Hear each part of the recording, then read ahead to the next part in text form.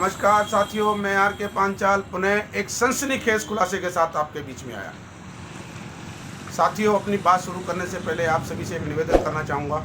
जिन साथियों ने channel subscribe नहीं किया है, कृपया हमारे चैनल को सब्सक्राइब कर लें, लाइक बटन दबाएं, बेल आइकन दबाएं और कमेंट्स बॉक्स में अपने कमेंट्स अवश्य डालें ताकि हमें आपसे प्रेरणा मिलती रहे, हमारा हौसला बढ़े कि हम इस कार्य को और बेहतर तरीके से आपके सामने पेश कर सकें। साथियों, मैं यकीन दिलाता हूँ आप सभी को कि ऐसे ऐसे सनसनीखेज खुलासे आपको इस चैनल के माध्यम से देखने को मिलेंगे कि आप इंतजार करेंगे कि लोकतंत्र की आवाज़ पर अगला वीडियो कौन सा आने वाला है।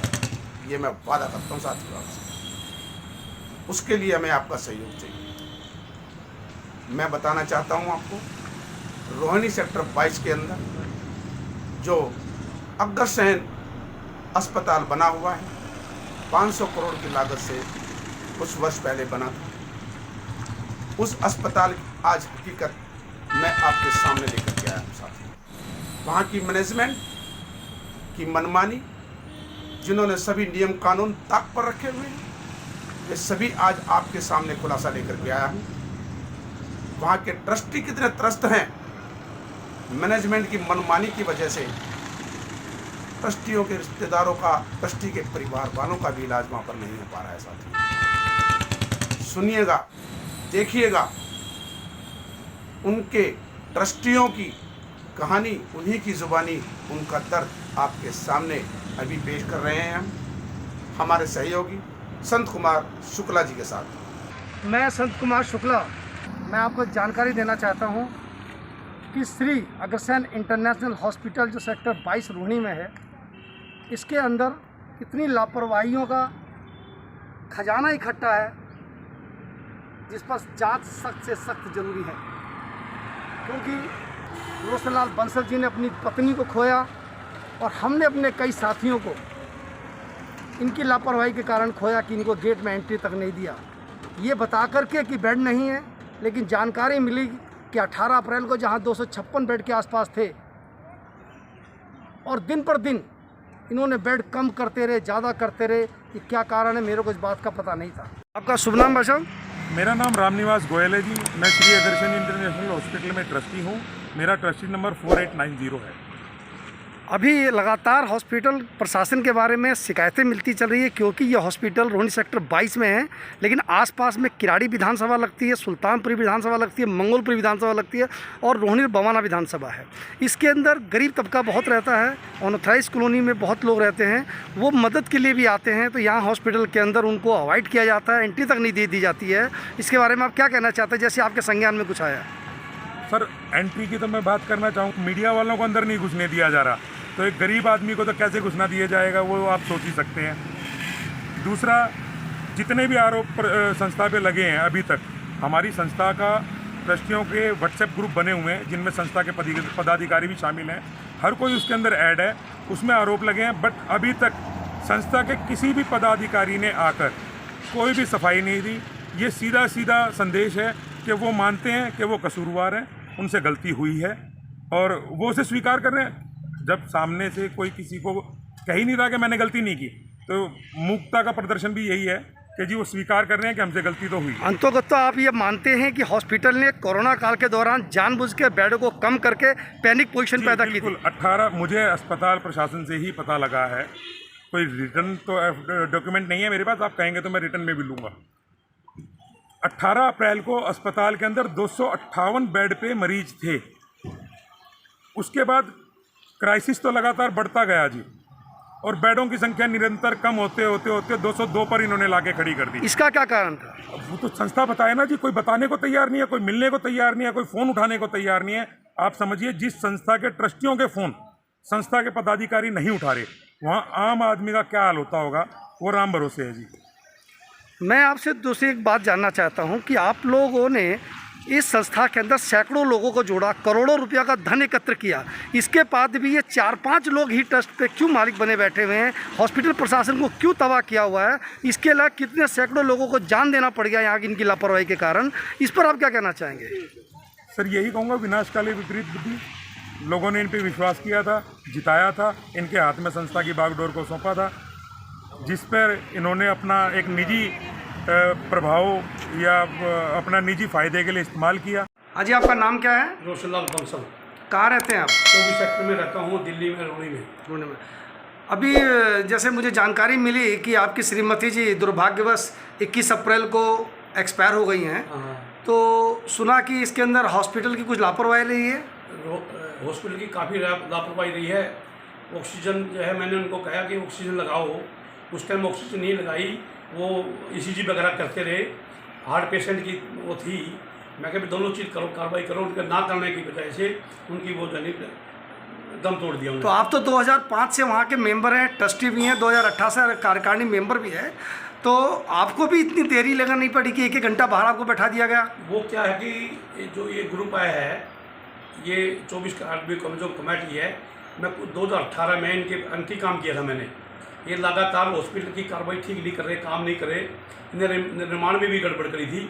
मैंने जब भी विरोध किया था तो उन्होंने देखा कि ये आदमी का मौका है मेरा दवेश भावना कराने का, मेरी बात नहीं सुनी गई, मेरी टाइम के मेरा उपचार नहीं मिला, इसलिए जो है ये बात मेरे साथ घटना हुई। अभी वर्तमान में चेयरमैन कौन है? चेयरमैन जो है घनश्याम गुप्ता है, अच्छा, तो डॉक्टर एक सुरेंद्र है अग्रवाल जी, कोष अध्यक्ष हैं 2-3 आदमी। तो वर्तमान टीम ने लापरवाही का आपका पूरा है कि उनके द्वारा जो डायरेक्शन दी गई थी कि आपने उनके खिलाफ जैसे चुनाव में या सदस्य के खिलाफ कुछ जो काम किया होगा था उसकी सजा आपको दी, आपको ऐसा लगता है? हाँ जी, मैंने ये अपने बच्चों ने भुगतनी पड़ी।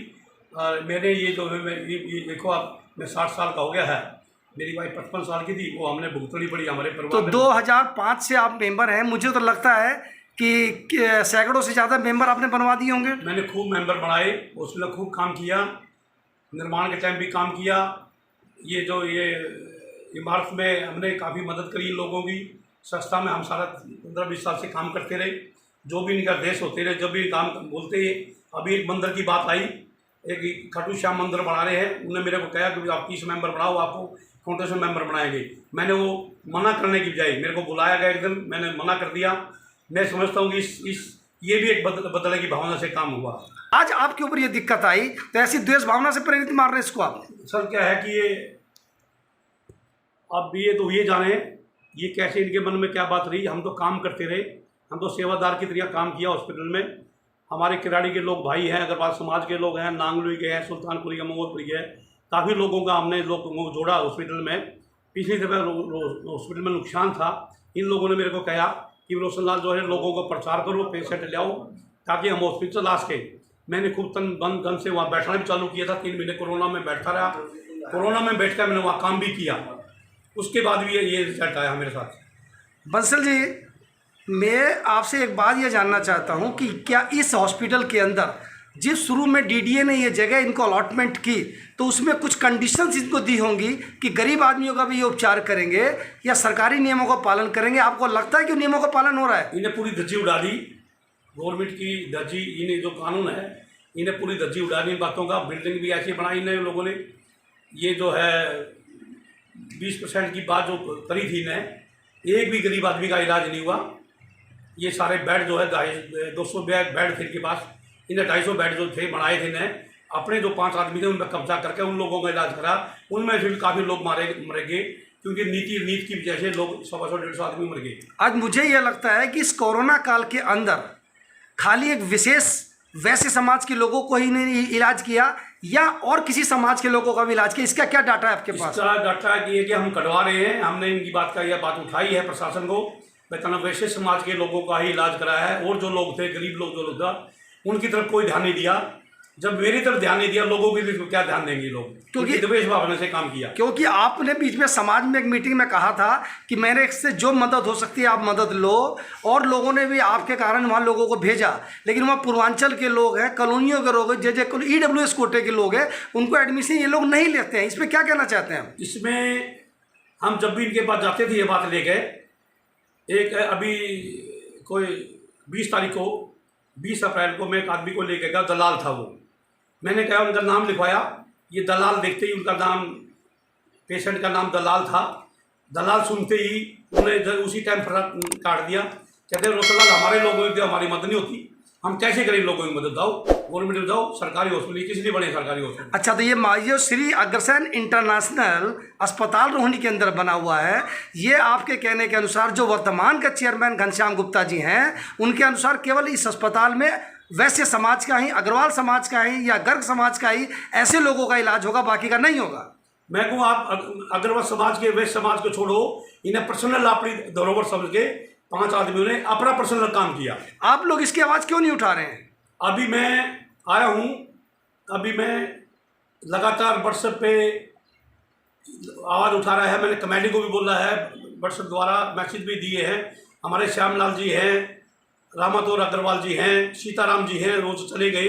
मैंने उनका सब कमेटी को बोला भी ये क्या जो है हो रहा है समाज में, आप इसको सिस्टम को ठीक करो, ताकि सिस्टम जो आगे लोग, आने वाली जो पीढ़ी है, आने वाले जो समाज के लोग हैं, उनको सबको बेनिफिट हो। हमारे को कुछ लोगों ने बताया कि ये जो बनिया की दुकान नाम की जो चीज़ चल रही है आजकल, जो घर के सामान खरीदने की दुकानें चल रही हैं, इन्होंने अस्पताल को भी बनिया की दुकान बना दिया है। यही बात है, ऐसे ही किया है, ऐसे ही इन्हें किया है, इनको दिवेश भावना इनके। तो मेरे को एक बात और सूचना मिली है कि इस हॉस्पिटल के अंदर जो 2 नंबर का पैसा किसी से लिया जाता है, कि पेशेंट की कैटेगरी क्या होती है, भर्ती किसे करा दिया जाता है, पैसा दूसरे सिरे से ले लिया जाता है। इस पैसे को कोई हरियाणा में उपयोग किया जा रहा है किसी संस्था के लिए? ये संस्था ये हरियाणा में, दिल्ली में अभी ये खाटू श्याम का मंदिर बना रहे हैं, इसी आईना दिखा के लोगों को क्या करते हैं ये लोग, क्या मतलब इनकी बातें हैं। मैं इनका मेंबर बन जाऊँ या हॉस्पिटल में मेरा कोई इलाज करा दे, जब भी मेंबर बनाने की रसीद काटने की बात करते हैं, हाँ मेरे रोशन साहब वहाँ मेंबर बन जा, जो नहीं बनता उनका इलाज ही नहीं करते,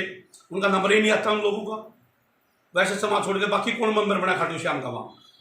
आपको भी अब जब चोट लगी, आपकी पत्नी दुर्भाग्यवश नहीं रही, अब आप ये आवाज़ उठा रहे हैं, पहले आपने आवाज़ उठाई थी क्या कभी इनके घर? पहले हम एक सामाजिक आदमी हैं, महाराजा अग्रसेन के हम पुजारी हैं। महाराजा अग्रसेन का की वजह से हम समाज की ये धरोहर की समझ के हमने चुप रहे हम, कि जो काम कर रही कमेटी ठीक कर रही है। तो धीरे धीरे हम लोग विकास कराया 1-2 साल में, जब से 2 साल से हॉस्पिटल चला है। पहले तो बिल्डिंग बनती रही, हम बोलते नहीं थे, हम कहते थे ठीक है जो कुछ हो रहा है, मैं बिल्डिंग बनने दो, देखते हैं कैसे काम होगा। अब पता लगा इनकी दिवेश भावना से ही काम हुआ है। अच्छा, तो ये जब बिल्डिंग बन रही थी उस समय भी जो मैनेजमेंट कमेटी होगी, उस बिल्डिंग बनाने के अंदर भी करोड़ों रुपए का घपला के अंदाजा क्या? इसमें बनाने में काफ़ी घपला किया है। काफ़ी जो मैनेजमेंट के जो पुराने लोग थे, कई ऐसे लोग थे, उनके झगड़े भी हुए इसी बात को लेके, उन्हें कंट्रावर्सी भी हुई इस बात की। तो भाई जो बिल्डिंग बनी है, मान लो इन्हें 500 करोड़ रुपये के कह रहे हैं कि लागत इकट्ठा किया, 5600 ट्रस्टी बनाए इन्हें, 5 लाख रुपये का मेंबर बनाया इन्हें, कुछ मेंबर 1 लाख रुपये के थे। इतने रुपये आने के बाद भी, इतने पैसे इकट्ठे होने के बाद भी इनके पास अभी हॉस्पिटल चलाने के लिए पैसे नहीं थे। दिल्ली सरकार इसको ऑडिट करती है आपकी जानकारी? हाँ, ये जो आप ऑडिट की बात कर रहे हो, हमने पीछे ऑडिट का मुद्दा उठाया था, हमारे आदिमों ने मीटिंग में कहा था वो ऑडिट नहीं करवाया गया। मैं तो कह रहा था ऑडिट कराओ, पता लगेगा हमारी बिल्डिंग में कितने पैसे लगे, हमारा टेक्सचर में कितने पैसे लगे, हमारे सिस्टम में कितने पैसे लगे। आज तक ऑडिट नहीं हुआ। मैं प्रार्थना करना चाहता हूँ केंद्र सरकार को, दिल्ली सरकार को, इस पर पूरा ध्यान दे, ऑडिट की तरफ भी ध्यान दे और रेख देख की तरफ ध्यान दे। आपके इस समय दिल्ली में जो सरकार चल रही है, आम आदमी पार्टी की सरकार चल रही है, उनमें 2 राज्यसभा से सांसद दिल्ली से चुने गए हैं, सुशील गुप्ता जी और एनडी गुप्ता जी। आपने इस मुद्दे को कभी वहां तक लेकर के गए क्या, वैसे समाज होने के नाम? नहीं, मैं कल बात करी सुशील जी के, तो उन्होंने मेरे को टाइम दिया है अगले संडे का, कहता आप आओ बैठ के बात करते हैं और समाज की बात है, समाज में ही रखो। वो तो समझाने की बात करते हैं, वो इस तरह की बात नहीं करते कि वो राजनेता आदमी है। पार्टी चाहे केजरीवाल की सरकार हो चाहे दूसरी सरकार हो, जब तक हम कानूनी कार्रवाई नहीं करेंगे जब तक इसका रिजल्ट नहीं आएगा। साथियों, ये थे हमारे साथ हमारे सहयोगी संत कुमार शुक्ला जी ने बात की रोशन लाल बंसल जी से। इन्होंने अपना दर्द आपके सामने रखा। इसके साथ साथ इस वीडियो को चलाने से पहले मैंने रोशन लाल बंसल जी से खुद मिलना चाहा। मैं इनसे निजी तौर पर मिला और मैं आज खुद इनके साथ अग्रसेन हॉस्पिटल में 1 बजे इनके साथ गया, क्योंकि इनकी धर्मपत्नी का स्वर्गवास 21 अप्रैल को हो गया था अग्रसेन हॉस्पिटल सेक्टर 22 में। तो उसकी डेथ समरी लेने के लिए हम लोग गए। ये उस हॉस्पिटल के ट्रस्टी हैं। 1 बजे हम वहाँ पहुँचे और आप यकीन मानिए जिस तरह से सरकारी डिपार्टमेंट के अंदर लोगों को धक्के खिलाए जाते हैं, इस तरीके से इनको परेशान किया गया। हम दोनों साथ थे, मैं बिल्कुल शांत रहा। वहाँ पर मैंने देखा 1 बजे हम वहाँ पहुँचे, कभी आप नीचे जाइए बेसमेंट में जाइए, कभी बताया कि फर्स्ट फ्लोर पर जाइए, कभी कहा रिसेप्शन पर जाइए। ट्रस्टी होने के बाद इनकी ये दशा थी और हार करके वहाँ पर ट्रस्टी रूम में बैठ गए। एक मैडम आई, वो दोनों लेटर ले गई। उसके 1 घंटे के बाद 3:30 बजे उनको बड़ी मुश्किल से उन्होंने अपनी मीटिंग की होगी, एमएस ने डिस्कशन किया होगा या चेयरमैन साहब से उन्होंने फ़ोन पर बात की होगी, हम नहीं जानते, लेकिन 3:33 पर इनको रिसीविंग प्राप्त हुई, जिसके अंदर रिसीविंग में भी हॉस्पिटल की स्टैंप नहीं लगाई गई, केवल डॉक्टर ने अपने साइन और डेट डाल करके दे दी गई है और कहा गया है कि जब आपके डॉक्यूमेंट्स मिल जाएंगे हम आपको फ़ोन करके बुला लेंगे। तो ये स्थिति है। उसके बाद हम इनके कार्यालय पर आए हैं, इनके ऑफिस में आए हैं और अब हम इनसे बात करेंगे ज़रूर। तो चलिए हम बात शुरू करते हैं रोशनलाल बंसल जी के साथ। बंसल जी, अभी हम दोनों अग्रसेन हॉस्पिटल में गए थे, वहाँ की परिस्थिति मैंने देख ली है। 6 महीने बाद अग्रसेन हॉस्पिटल की कार्यकारिणी का चुनाव होना है। कहीं ये जो आप कार्रवाई कर रहे हैं, कहीं ये राजनीति से प्रेरित तो नहीं है? ऐसा तो नहीं है कि आप चुनाव में खड़ा होना चाहते हैं या कोई बड़ा पद हासिल करना चाहते हैं? ऐसी कोई मंशा के साथ तो आप लोग ये काम नहीं कर रहे हैं। मैं लोकतंत्र की आवाज़ के जरिए आप आए, आपका धन्यवाद। और आपने जो सवाल पूछा ये भी बहुत अच्छा सवाल किया सामाजिक तौर पे। मैं इस तरह की जो चुनाव की प्रक्रिया में मैं 15 साल से हॉस्पिटल है, मैंने पहले भी लोग कहते हैं मैं इस प्रक्रिया में नहीं बढ़ता समाज के चुनाव में। मैं एक सामाजिक आदमी, प्योर सामाजिक आदमी हूँ, मैं एक पूरा धार्मिक आदमी हूँ। मैं इन चक्रों में, चुनाव के चक्रों में नहीं बढ़ता। पहले भी कई बारी मेरे को चुनाव की बात करती है, मैं कभी चुनाव के बारे में मैं लोगों को मना करता हूँ कि समाज में चुनाव नहीं होनी चाहिए, बैठ के ही मीटिंग होनी चाहिए। चुनाव ना, हमारा जो मजबूती आएगी, जो सरकार में हमने जाना चाहिए, उनके लिए तो मैं बोलता हूँ सरकार, ये जो सामाजिक जो संस्थाएं हैं इनके अंदर चुनाव की अंदर मैं खुद ही विरोध करता हूँ। मैं इन बातों के इसलिए विरोध करता हूँ कि हमारे जो आने वाला टाइम होगा, हम ऐसे चुनाव लड़ेंगे, हमारी टुकड़ियाँ फट जाएगी। और आगे जब हम सरकार में कोई बात पद लेना चाहेंगे या सरकार में अपनी बात रखना चाहेंगे, समाज में यही दरार आ जाएगी। हम तो चुनाव की प्रक्रिया से मैं यही खिलाफ हूँ। क्या क्या आप कार्रवाई कर रहे हैं अभी बंसल जी, और इसके अलावा क्या? अभी मैं हॉस्पिटल 1 बजे पहुँच गया था, मेरे साथ ये आप भी थे, पंचाल जी आप भी थे, और आपने देखा पहले मैं काउंटर पे गया, उन्हें नीचे भेज दिया, उसके बाद वहाँ चक्कर कटवाते रहे, फिर एमरजेंसी में गया, हेल्पलाइन में गया, वहाँ 2-2.5 घंटे हमारे को चक्कर कटवाते रहे वो कागजों के लिए। एक छोटी सी एप्लीकेशन मैंने दी थी मैनेजमेंट को, ये मैं एप्लीकेशन दिखाना चाहूँगा।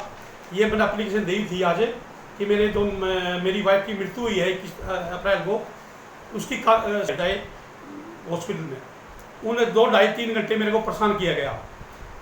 एक वो आप मैं ट्रस्टी होने के नाते, कार्यकारिणी का मेंबर होने के बाद जो 2.5-3 घंटे मेरे से टक्कर वाले में 60 साल की है मेरी। बाकी आम समाज का क्या होगा? आम जो लोग आएंगे वहाँ उनकी क्या पैरवाई होगी? कौन किसी को पता है ट्रस्टी के बारे में? कौन बात कर सकता है एमएस के बारे में? उन्हें डिस्कस करके एक डॉक्टर का जो मैं लगाया, उन्होंने ये रिसीव कॉपी मेरे को दी जिसमें उसमें मोहर नहीं लगाई। मैंने उनको बोला भी मोहर लगाओ, तो उन्होंने मोहर भी लगाई, मेरे को दी गई।